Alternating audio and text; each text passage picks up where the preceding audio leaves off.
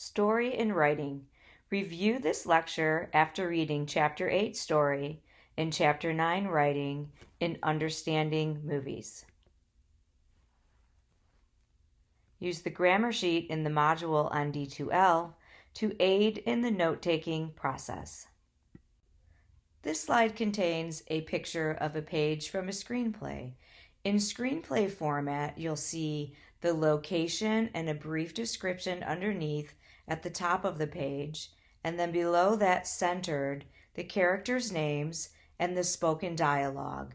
When you transition to a new location, that will be established again with a brief explanation and then the characters and the dialogue they're speaking beneath. The screenplay is the skeleton of the film. The inner thoughts of the characters are often omitted. Screenwriters typically create the dialogue and outline the action in the story. It's not uncommon for screenplays to have multiple authors and to be revised during the filmmaking process.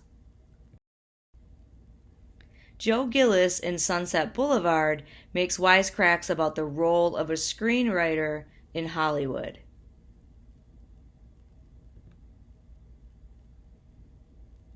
Let's explore the difference between a film's story and a film's plot.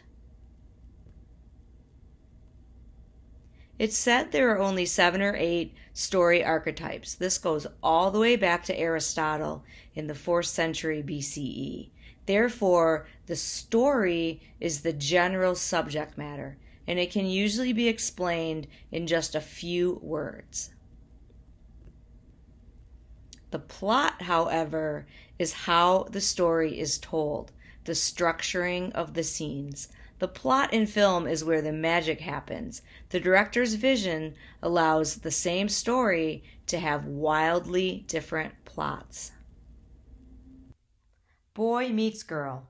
This is a very common story in film, theater, and literature. It's the story of this week's assigned film, 500 Days of Summer. Another boy meets girl story is Romeo and Juliet, a familiar play by William Shakespeare. Romeo and Juliet has been adapted into numerous films. Let's examine 2 different versions of the same story, but very different plots. The first example of Romeo and Juliet comes from director Franco Zeffirelli, released in 1968. The director takes a classical approach to the adaptation. This version attempts to recreate the period and the setting of Shakespeare's source material.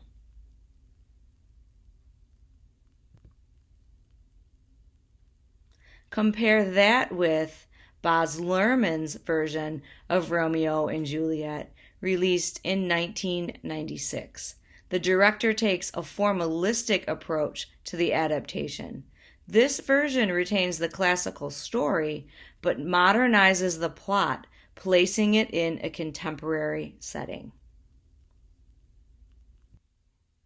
The 3-act story structure is a classical way to organize the events in a film's story. The first act, Act 1, is called the setup and makes up roughly the first 25% of the film. Act 2, the confrontation, makes up the bulk of the film, the middle 50%.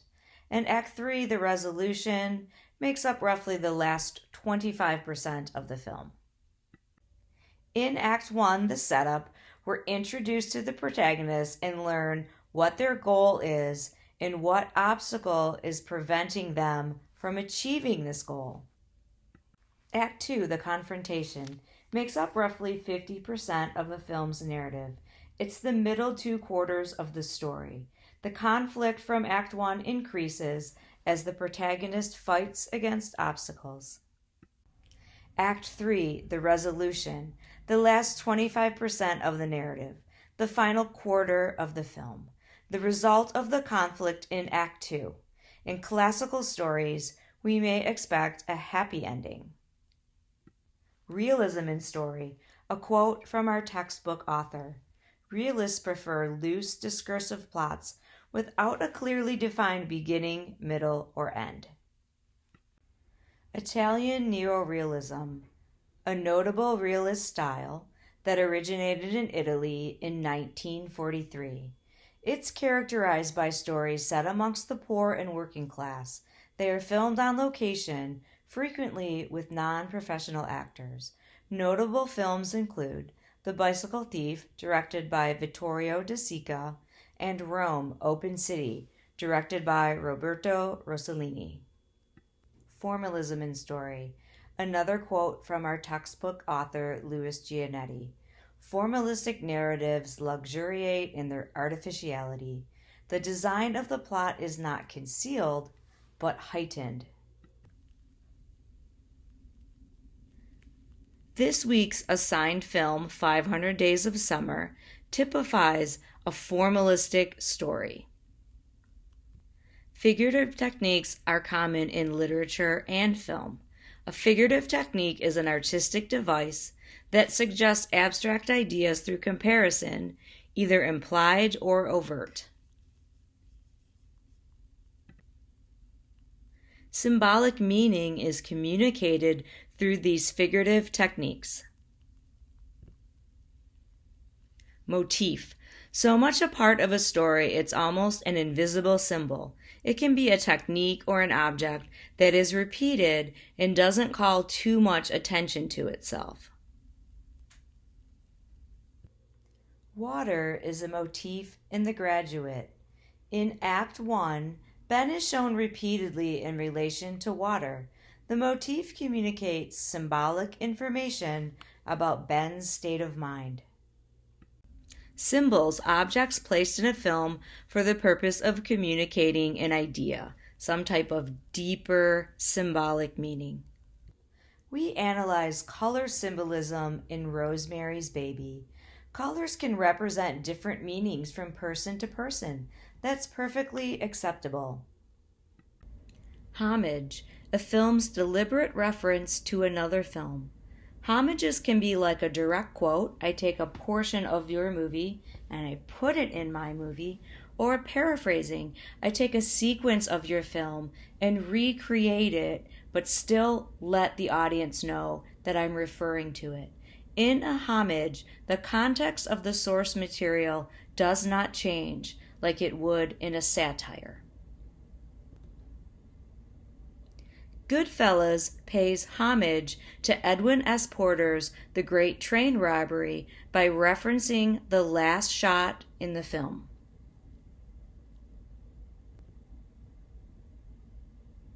Do the Right Thing pays homage to Night of the Hunter in the right hand, left hand sequence. Point of view in storytelling. Who's telling the story? First person point of view. The protagonist is the narrator. In Sunset Boulevard, Joe Gillis tells us his version of the story. Consider how the story would be different if it was told from Norma or Max's point of view. Also, consider if Joe Gillis is a reliable narrator. Do we trust him to tell us the truth? Limited narration, also known as third-person narration. An unseen, non-participating narrator taps into the consciousness of a single character. Typically, the protagonist's inner thoughts and feelings are conveyed. In the omniscient point of view, the narrator is an all-knowing, unseen part of the story. It's also known as voice of God. Narrators tend to be detached from the story and can dip into the consciousness of any character. Objective, does not enter the consciousness of any character, is the most detached, presents the facts, and the viewers are left to interpret them. Objective is a very conventional point of view in film storytelling. Closer, Rosemary's Baby, Satsi, and The Graduate are all told from the objective point of view. Literary adaptations. It's very common for literature to be adapted into film. Consider the number of Hollywood films that are adapted in a single year. It may seem simple, but the process is extremely complex. It's difficult to please readers who typically have strong connections to the story and characters in the source material. Literature into film. 3 types of literature into film adaptations. Loose. A loose adaptation may take an idea, situation, or character from the source, but change the story considerably.